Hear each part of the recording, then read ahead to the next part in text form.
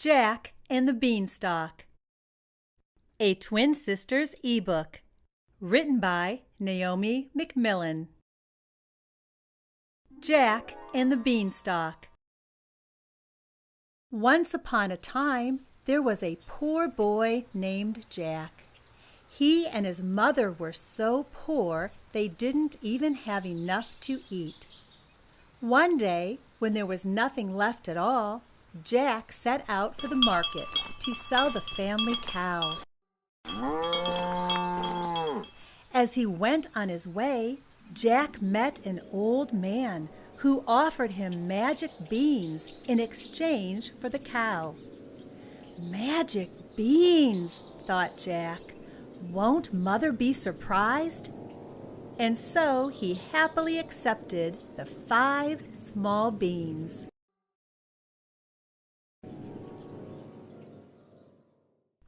But when Jack reached home and showed his mother the magic beans, she was furious. "How could you sell our cow for those worthless beans?" she cried. "There aren't even enough of them to eat." She snatched the beans from Jack and tossed them out the window. Jack hung his head in shame. The next day, just before sunrise, Jack woke up and discovered a giant beanstalk growing right outside the window. The beans were magical after all, thought Jack. Jack decided to climb the beanstalk to see where it might lead. Up, up, up he climbed, through the morning mist and clouds. At the top, he found a road that led to a castle. A lady giant was working in the castle garden. "Excuse me," said Jack. "I'm hungry. Could you please give me something to eat?" "Very well," she said. "But don't let my husband see you, for he likes to have little boys for breakfast."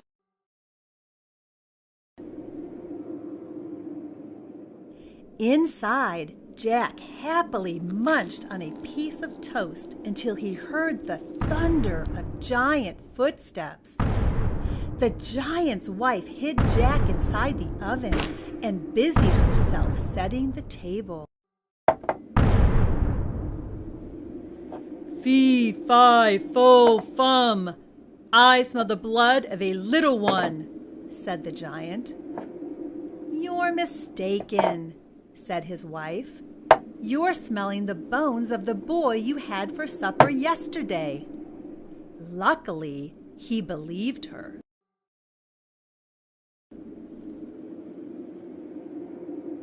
The giant ate a huge meal and fell asleep. From his hiding place, Jack noticed a bag of gold coins lying on the table.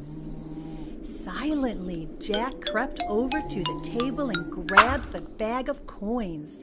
Then he slipped out of the castle door, raced back to the beanstalk, and made his way home. Jack and his mother ate very well for a time. Then one day Jack reached into the bag of coins and discovered that there were none left. Once again, he and his mother were in need. Jack decided to return to the giant's castle. "Perhaps I will find more gold there," he thought. Jack climbed back up the beanstalk and asked the giant's wife for something to eat.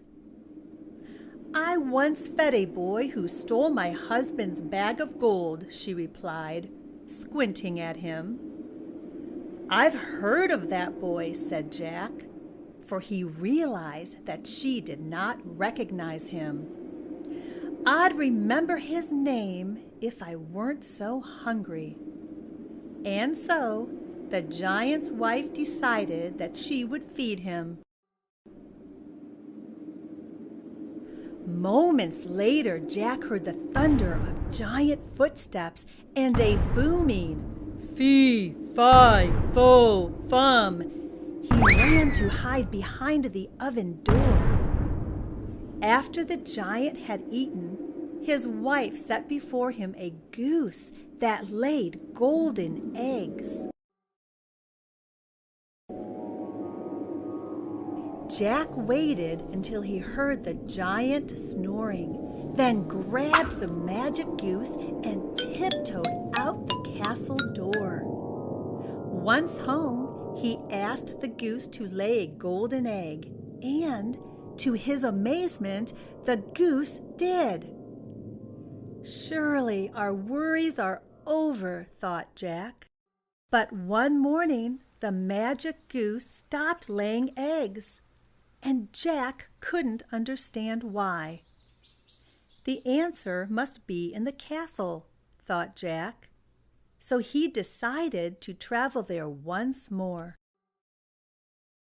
This time, Jack entered the castle on his own and hid in a copper pot.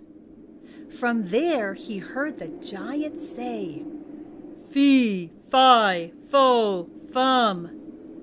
Jack peeked out and saw him sitting at the table with a golden harp that sang to him.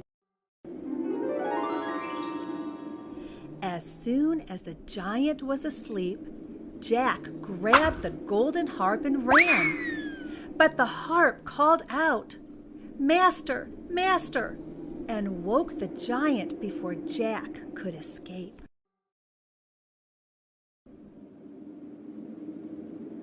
Jack ran faster than the wind, but even so, the giant was quickly catching up.